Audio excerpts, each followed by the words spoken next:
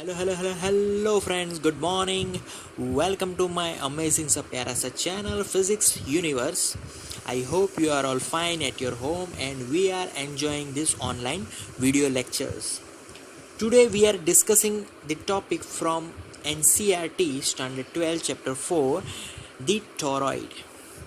Now this idea comes from the topic solenoid.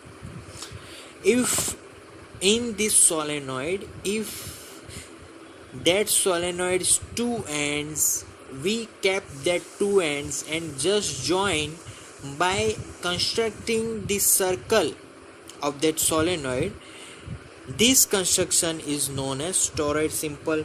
If I am drawing the figure of this toroid, then it have now this type of structure, and all over this structure there is a line which is giving just firstly donut shape. It is donut shape and these wires are just winding around this shape. Clear? So this is how this toroid works, and these are the wires and these are the ends of the solenoid. Simple. If current is passing, so by all the currents passing through this toroid, we get magnetic field. Clear? If I am taking one point Q, one point P, so this is how toroid constructs. Okay, now another figure, and that is I am drawing it. Okay,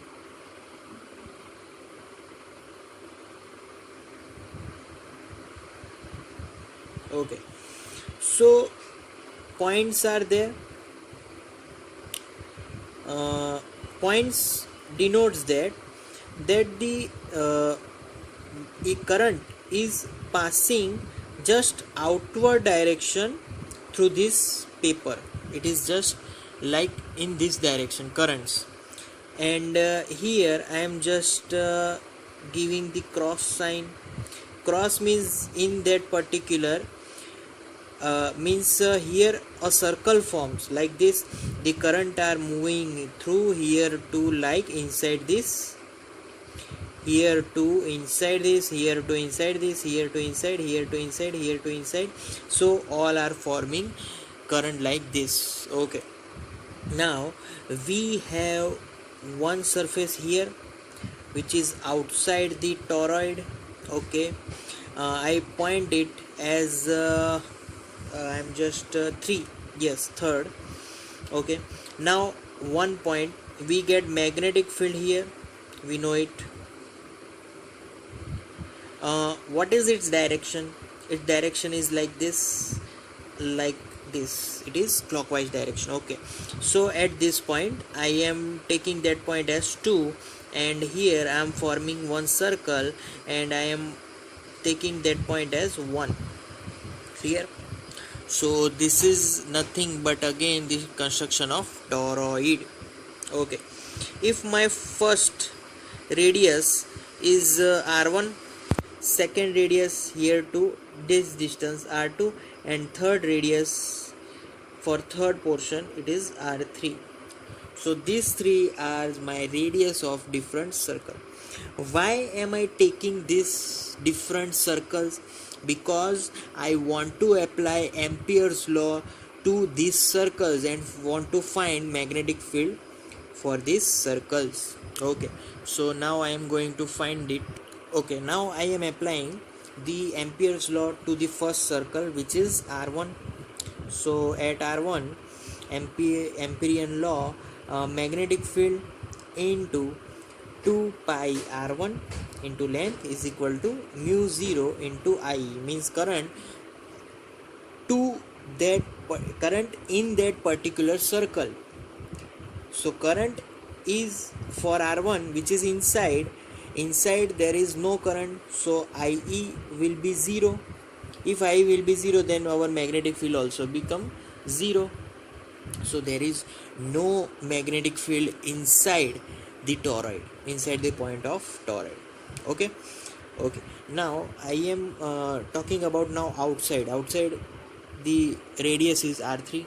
Okay, similar happens B into 2 pi r3 is equal to mu 0, the current all over the current at that particular radius, at that circle. So IE, even outside there is no current, so magnetic field again will be 0 for outside point. Okay, now we are talking about the inside point, which is R2. Again, B is equal to 2 pi R2 is equal to mu 0 IE. Here we get current formula. Okay, and that current is nothing but current per unit length into the number of turns for that.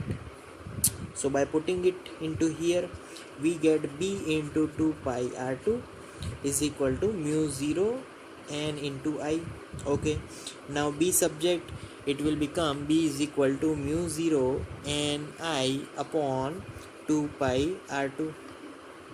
Inside this formula, I can also write B is equal to mu 0 n into I. How can I write this formula instead of this?